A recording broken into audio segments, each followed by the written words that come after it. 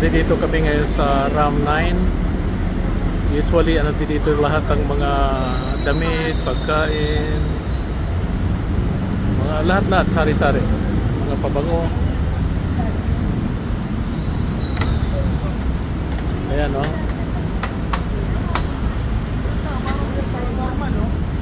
Pabango, mga gadget. Ayan. May mga portable na electric fan pa, oh. Ayan, no?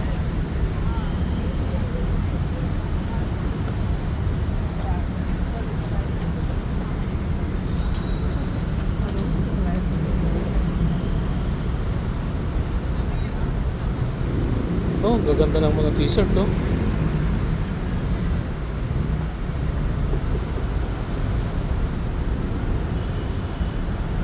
Mga bags, mga pang unisex, babae, lalaki, dito.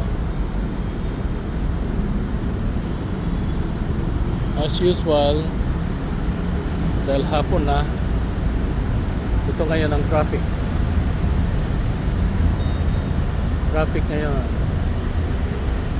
dito sa Ram 9.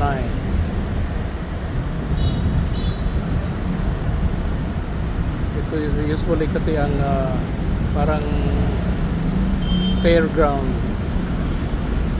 Dito lahat ng mga pagkain, everything na so nagbubukas sila pag mga ganitong oras na, dahil kasi napakainit dito sa Bangkok. Mas mainit pa doon sa Manila. Makikita mo ang mga buildings all around. Ayan, no? Nagtatangkaran ng mga buildings. Ayan, may mga usually mga nakahandang mga tables na upo ng mga tao kung kakain sila.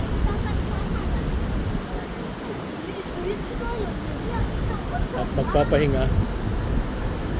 Ayan.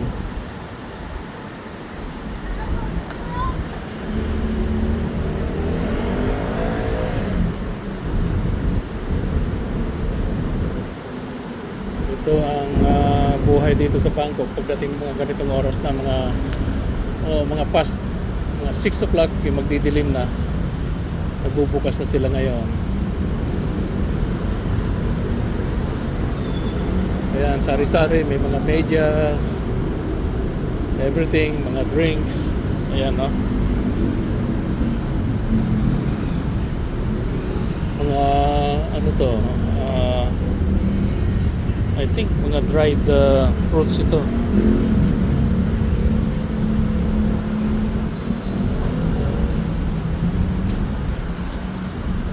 Ano to? Ito mga pambabae yata ito. Oh, ito, check ito, mga drinks. Three Nest, mga energy drinks, mga dried foods as usual. Binebenta nila. Mga t-shirt naman.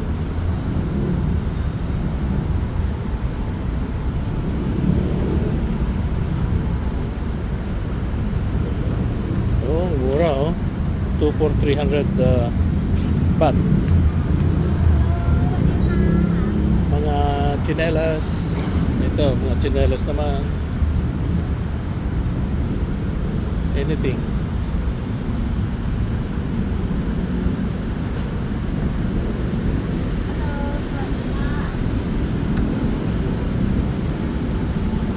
Yan, oh.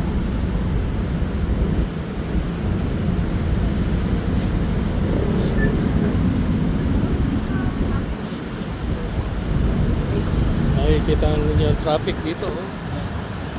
As usual, dami mga motorbike. Yan.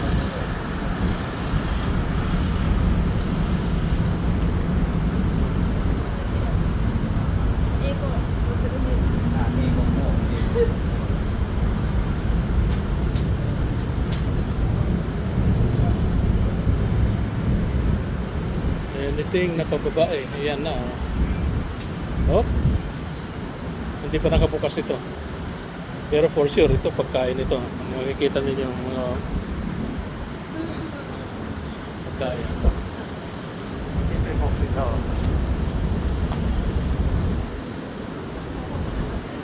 Haba nito, oh. Andi dito lahat.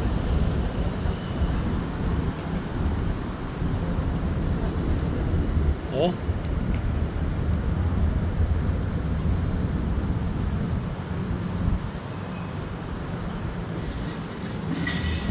Nakabukas na sila ngayon, oh. Bubukas na sila.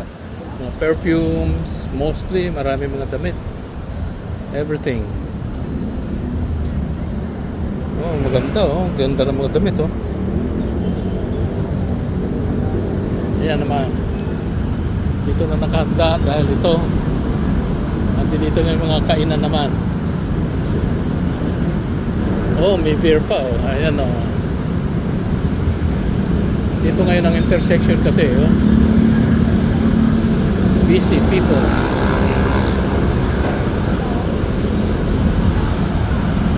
Ayan, oh. Welcome District.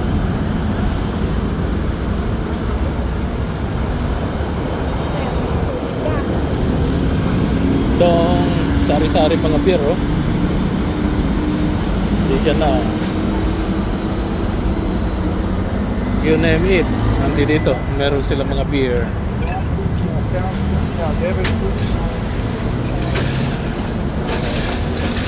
Ito naman, mga barbecue, lulutuin na. Mukhang masarap eh, oh. So, ito na.